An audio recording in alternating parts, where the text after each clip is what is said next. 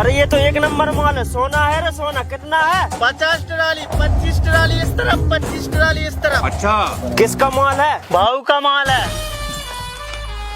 माल की छोड़, तू तो ये बता 1 क्विंटल कितने में लेगा? 2400 रुपए क्विंटल लूंगा।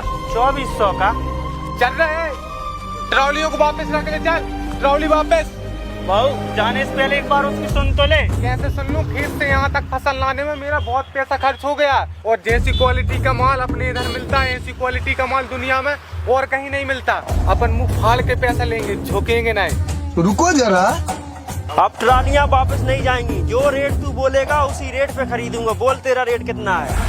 5000 का क्विंटल खरीदेगा? दिए 5000। ठीक है, डन। अब दिख रहा है ना मैं जैसा मुझको दिखना चाहिए।